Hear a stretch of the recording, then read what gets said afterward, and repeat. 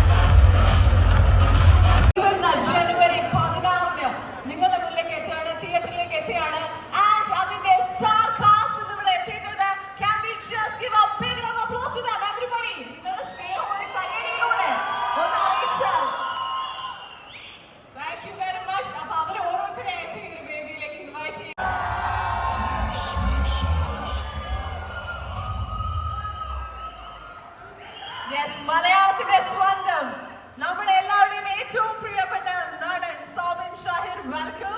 And next I would like to invite Harikrishnan S, our DGM Lulu Retail, onto the stage.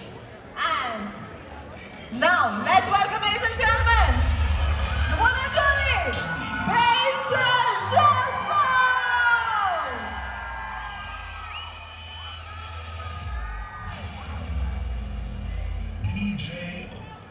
Welcome, Basil. Now I would like to call upon stage Prince Philip, Mall Manager Lulu Kottayam, to invite Shabarish Verma. Yes, once again, please put your hands together as we welcome the one and only Shabarish Verma.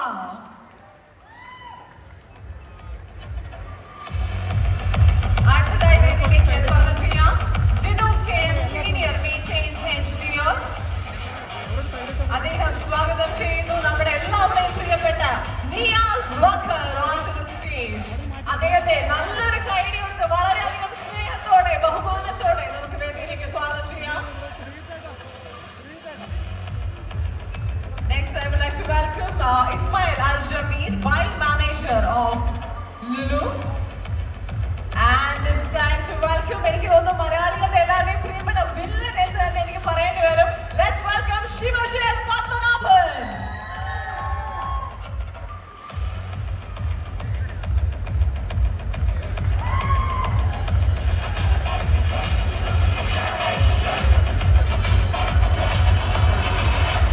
All right, thank you very much.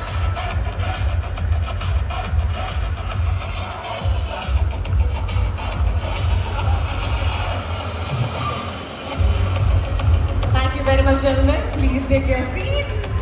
അപ്പോൾ നമ്മുടെ Pravinkoodu ഷാപ്പിന്റെ star cast ഇവിടെ എത്തിയിട്ടുണ്ട്. ഇനി അവരോട് കുറച്ചൊരു ചോദ്യങ്ങൾ ചോദിക്കേണ്ട സമയമാണ്. I think we can start from you. സൗനിക, കോട്ടയത്തിന്റെ സ്നേഹം കണ്ടില്ലേ?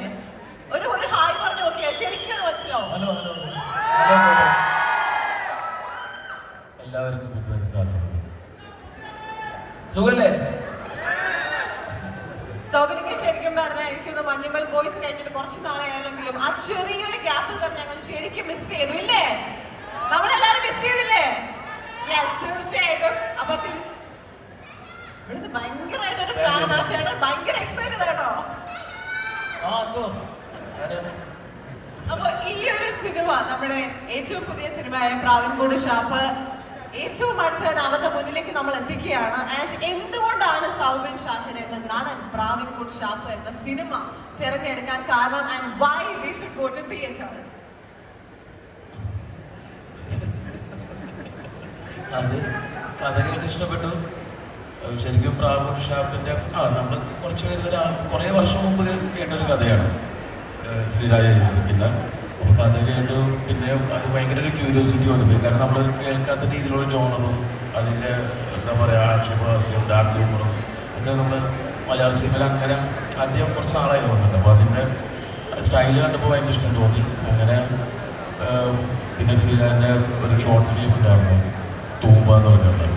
അതുകൂടി കണ്ടു കഴിഞ്ഞപ്പോൾ കണ്ടുകൊണ്ടിരുന്ന ശ്രീരാജ് ഓടി വന്നു തോന്നി, വേഗം വന്നു. പിന്നെ ഒന്നും കൂടി കഥ കേട്ടു. അതിനുശേഷം ഞാൻ അമ്പുക്കാലത്ത് പറഞ്ഞ സ്ക്രിപ്റ്റ് ഉണ്ട് ശ്രീരാജിൻ്റെ പുതിയൊരു പയ്യനോട് കേട്ടോന്ന് പറഞ്ഞു. അമ്പുക്കാർക്ക് ആ ഷോർട്ട് ഫിലിം വായിച്ചു. കൂടെ ആ പയ്യനെ കണ്ടതിന് ശേഷം വിളിക്കാൻ പറഞ്ഞു. അപ്പോൾ നമുക്ക് ഷോർട്ട് ഫിലിം കണ്ടതിന് ശേഷം നമുക്ക് പയ്യനോട് വരാൻ പറഞ്ഞു ശ്രീരാജിന്. അമ്പുക്കാർക്ക് ഭയങ്കര ഇഷ്ടപ്പെട്ടു. നമുക്ക് അടുത്ത ഒരു പരിപാടിയായിട്ട് പിടിക്കാം. അങ്ങനെയാണ് അതിലോട്ട് ഇന്നാവുന്നത്. അങ്ങനെ പിന്നെ അത് ഭയങ്കരമായിട്ട് ചെയ്യാൻ താല്പര്യമുള്ളൊരു, കാരണം അത് കാണുമ്പോൾ തന്നെ മനസ്സിലാവും മാനൂസിൻ്റെ രീതിയിലാണല്ലോ. ചെറിയ ജോണ്ടുണ്ട്, അങ്ങനത്തെ ഒരു സ്റ്റൈലും ലുക്കൊക്കെ ആയി കഴിഞ്ഞാൽ പിന്നെ കുറച്ചും കൂടി വേറൊരു പുതുമയുള്ളൊരു പരിപാടിയായിട്ട്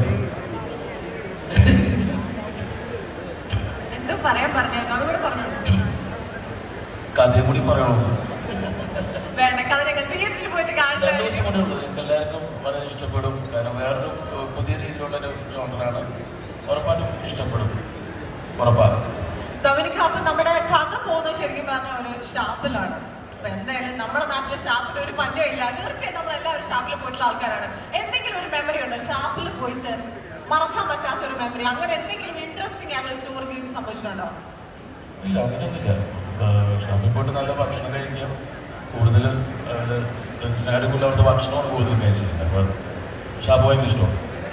എനിക്കൊന്ന് ബേസിലിന്റെ ഭയങ്കര ആ ഒരു ചിരി കാണുമ്പോൾ തന്നെ അറിയാം എന്തോ ഒരു സ്റ്റോറി ആലോചിച്ചിട്ടാണ് ആ ചിരി ചിരിച്ചത്. അല്ലാതൊക്കെ ആ മൈക്കൊന്ന് ഓക്കെ. അപ്പൊ ബേസിൽ എനിക്ക് തോന്നുന്നു സൂക്ഷ്മദർശിനിയിൽ വളരെ ക്രൂക്കഡ് ആയിട്ടുള്ള ഒരു കള്ളം ചെയ്തിട്ട് ഇവിടെ നേരെ വന്ന് ചെയ്ത ക്യാരക്ടർ എന്ന് പറഞ്ഞാല് ആ കള്ളന്മാരെ പിടിക്കുന്ന പോലീസാണ്. എനിക്ക് തോന്നുന്നു